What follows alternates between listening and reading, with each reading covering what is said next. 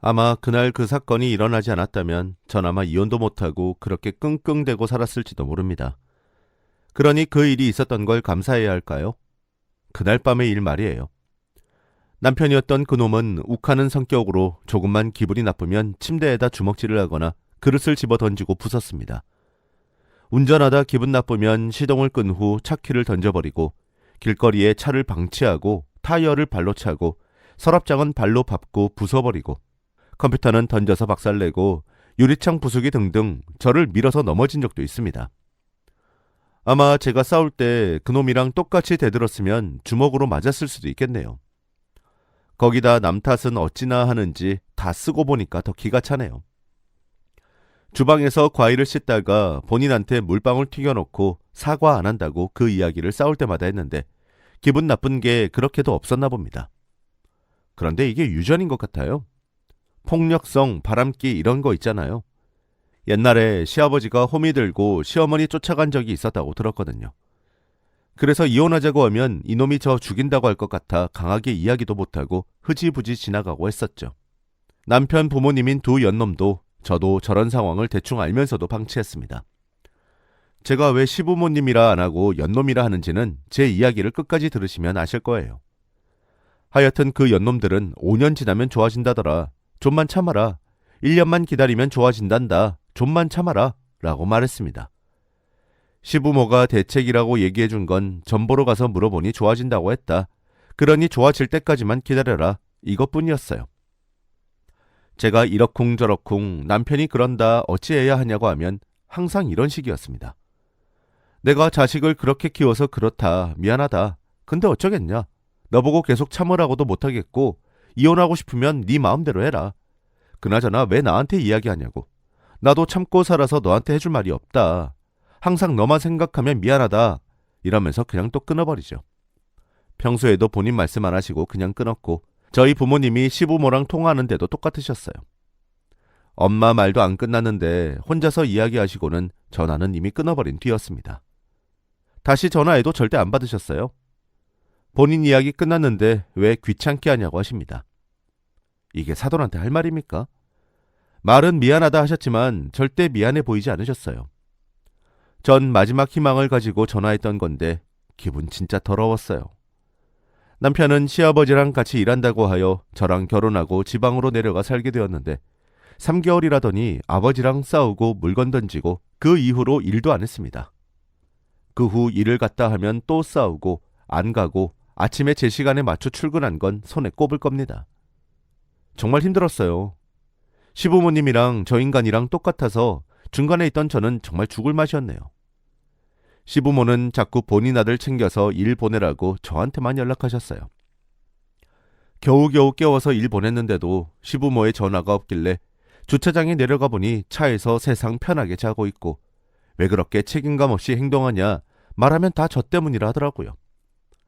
자기가 일 가기 싫은 게 제가 자기 부모님 연락 잘 안 받고 밥 먹자고 하시는데도 거부하니까 저 때문에 일 가기 싫은 거래요. 이게 말이 되나요? 이게 사람 새끼 입에서 나올 말입니까? 진짜 유치원생도 이런 말은 하지 않을 겁니다. 차라리 나 일하기 싫다, 힘들다고 이야기해줬으면 그렇게까지 화나지 않았을 거예요. 일 가라고 자꾸 닥달하다 보니 저보고 너 내 돈 쓰고 살라고 결혼했니? 라고 하더군요. 세상에 이보다 비참한 말이 있을까 싶네요. 결혼 5년 차까지는 그곳에서 정신 차릴 거라고 생각하고 기다렸어요. 결코 저는 우유부단한 성격이 아니고요. 스트레스 잘 받는 성격인데 제가 왜 미련한 곰처럼 병이 생길 정도로 참고 있었나 싶고 바보 같네요.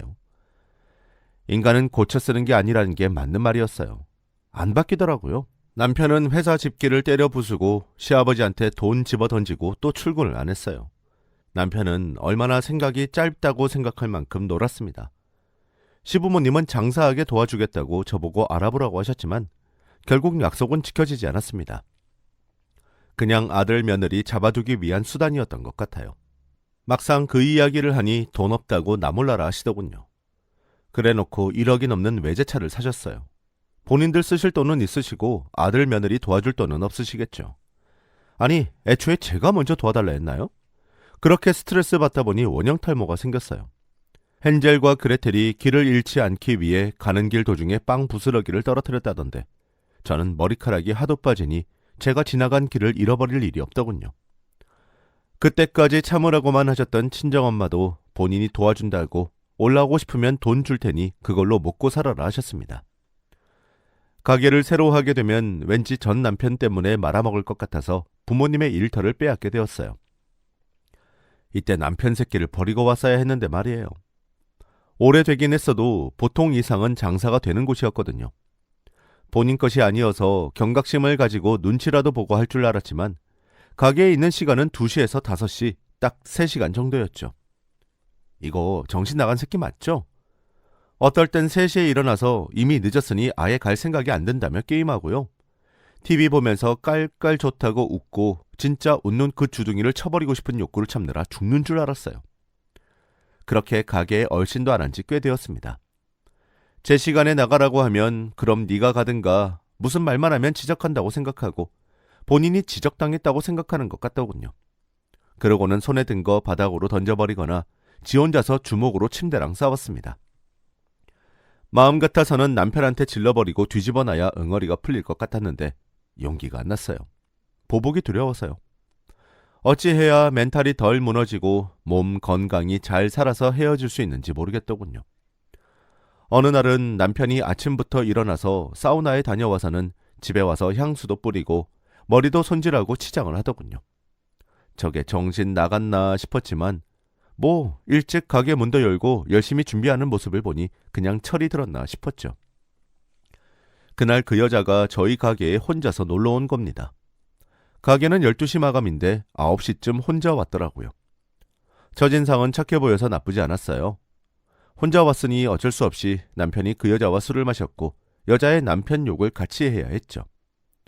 그런데 인연이 12시가 넘었는데도 갈 생각을 안 하는 겁니다. 옆에 와이프가 떡하니 있는데 남편 새끼에게 머리도 쓰다듬고 꼭 붙어서 볼도 만지작거리고 아주 난리가 났더군요. 저한테도 친한 척하고 오지랖을 넘어서 어이가 없더군요. 자기도 나이가 있어서 포기했었는데 어디 한약 먹고 임신했다며 그 한의원 알려줄 테니 거기서 한약을 지어 먹으라 합니다. 그냥 네네 하고 웃으면서 넘어갔는데 그 이야기를 뻥 조금 보태서 50번 들은 것 같네요. 거기다 우린 한 침대에서 같이 자도 아무 일도 안 일어났는데 이러면서 둘이 피를 나눈 그런 사이랍니다. 물어보지도 않았고 궁금하지도 않았는데 이런 소리를 왜 하는 건지. 스킨십을 하지 말던가 이런 걸 와이프 앞에서 하는데 기분 좋겠어요? 다신 볼 인간이 아니다 싶었죠. 그리고 며칠 뒤 또 인연이 남편한테 술을 먹자고 했습니다.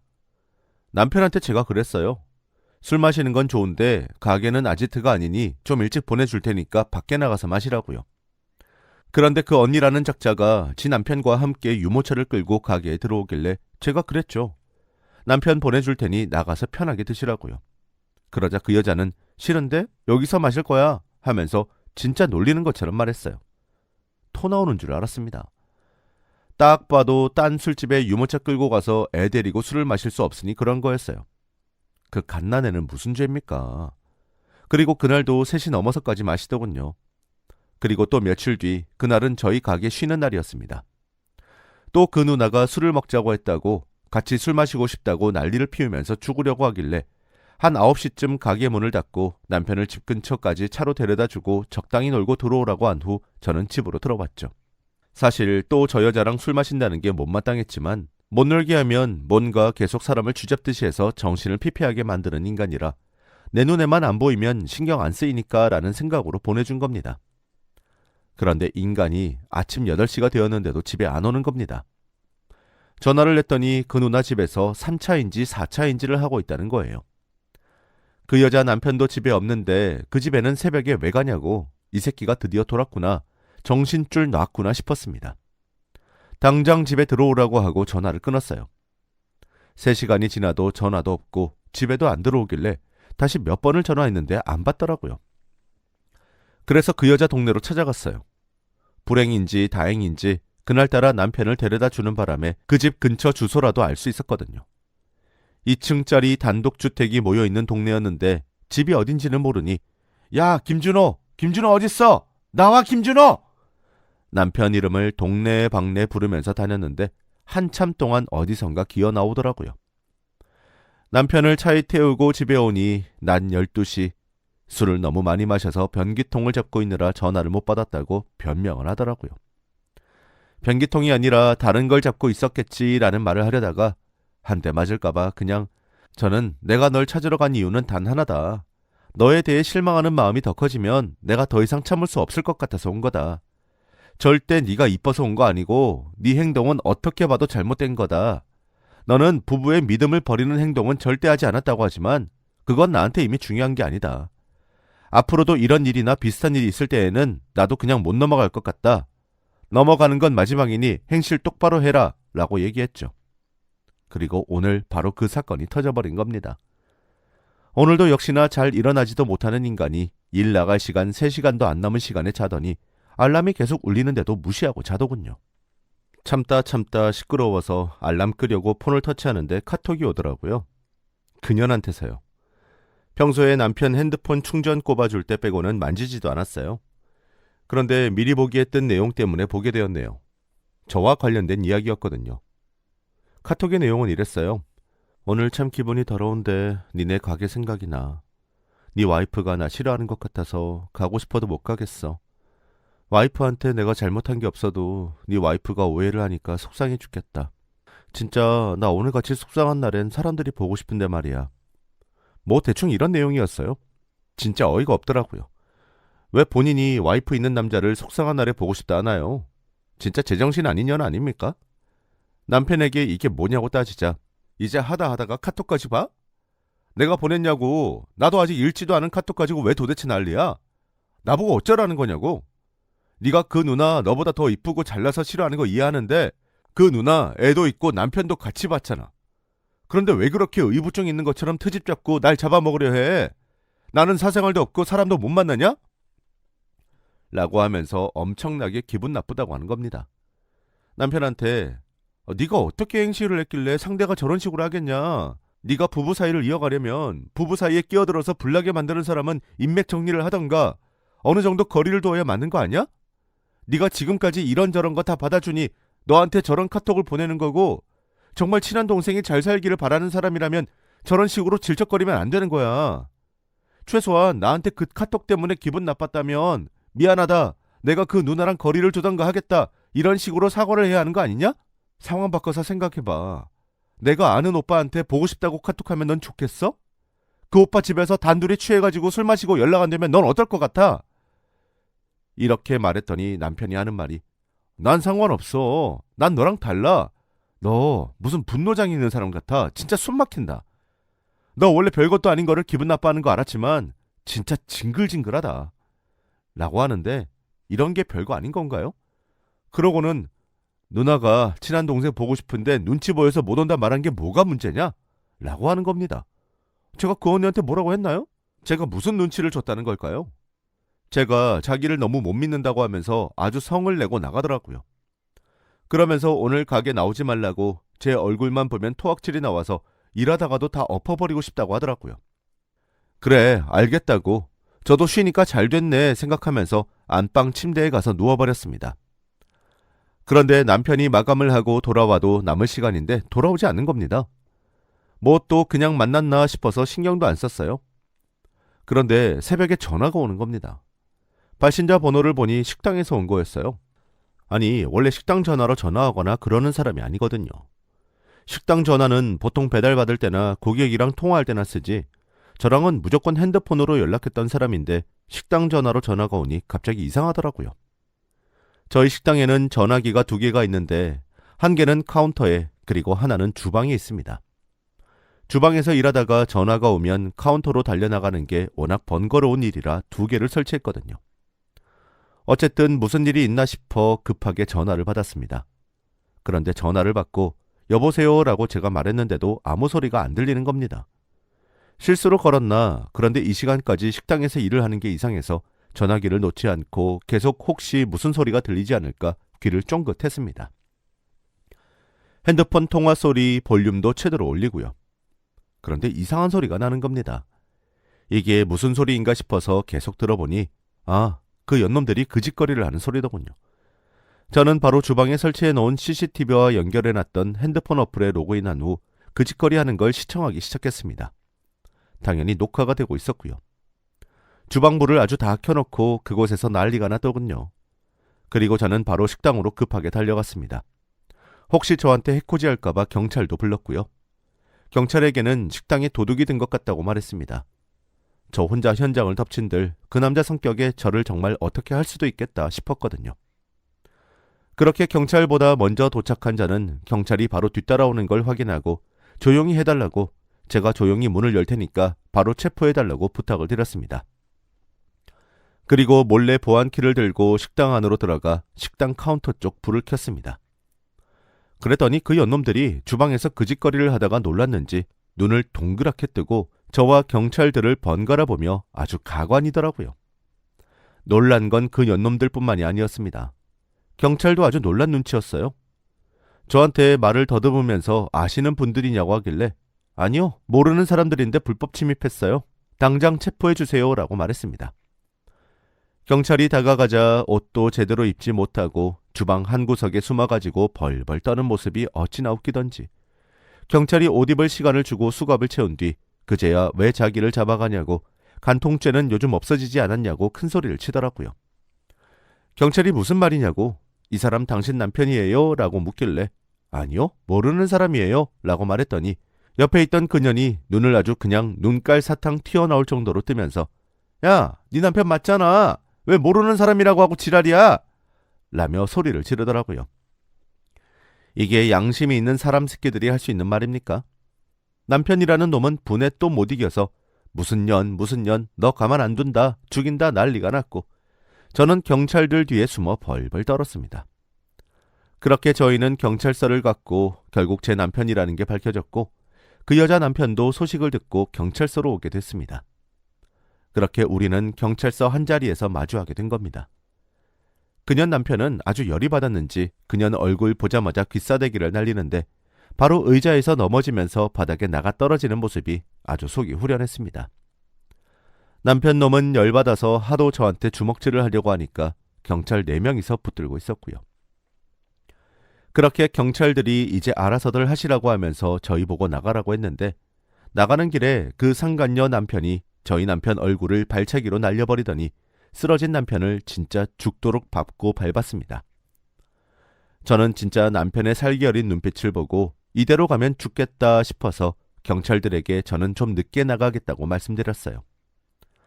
그랬더니 남편 놈이 경찰서 앞에서 한 발짝도 안 움직이고 저를 노려보며 나오면 가만두지 않겠다, 딱 그 표정이었어요.